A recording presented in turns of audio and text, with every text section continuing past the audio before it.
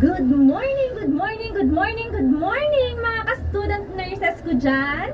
Kamusta naman ang araw nyo today?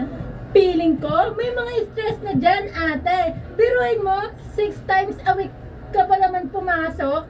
Nakaka-stress nga yun for sure. With outputs, activities, case studies, and exam.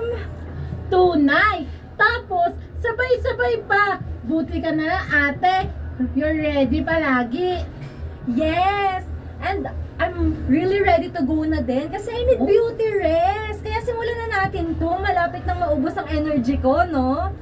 Right. Parang I cannot na din, pero tuloy pa din ang buhay. Ako nga pala si Aren Gonzaga. A na lang for short. And I'm Jerley Jansen Higit, J for short.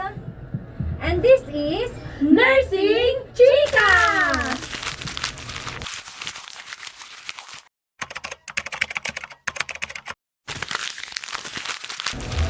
Ano nga ba ang chika natin ngayon today, ate? Dahil health is wealth at may mga lumalaganap na namang sakit, let's talk about this recurring HFMD. Oh, yan na naman! Suki na yan, ha? HFMD is a hand-foot-mouth disease na talaga namang mabilis makahawa.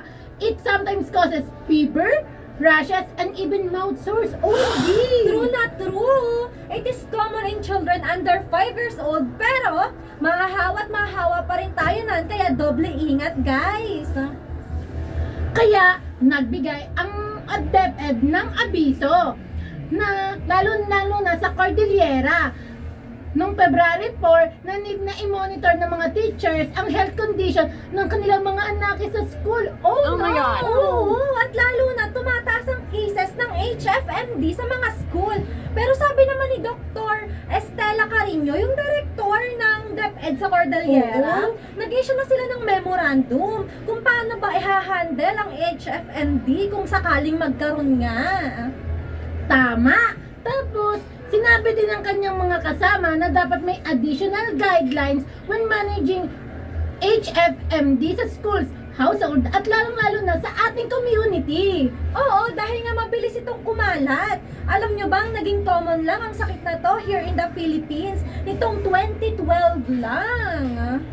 Oh yes! Tapos, sumibol siya ulit nito sa Ilocos noong 2023, in Davao and some part of Batangas last year, and right now sa Baguio. Talaga palang pabalik-balik siya, no? So, ito na nga guys, let's tackle some of the details about the HFMD. Ang cause ng hand-mouth-foot Ang cause ng hand-foot-mouth disease ay hindi bacteria, hindi fungus. Ito ay virus! Oh no! Virus? Yes! OMG ata, napaka-fighter niyan. Talaga naman. At hindi lang isa, dalawa, kundi 3 silang virus. Ay, so fur! Itong mga virus na to ay nagkakos ng fever, mouth sore, hand-foot rash, sore throat, and loss of appetite. Kaya, kapag nakaramdam kayo o ang family nyo or ang friends nyo ng ganyan, contact na agad sa provider o health na malapit sa inyo.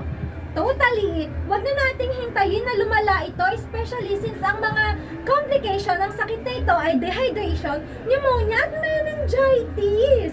Ang HFMD din ay kumakalat sa iba't ibang paraan. Paano nga ulit Hi, may 3 paraan ate.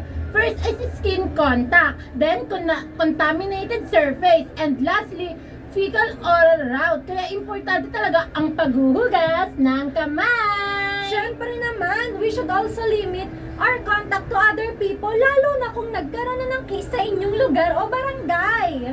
Also, don't forget na linisin at punasan ang mga ibabaw ng inyong bahay o mga lugar na inyong mga pupuntahan o gagamitin. Always be vigilant, guys, ha? And here is the end of our chika today. Thank you for watching and listening! Sa ulitin!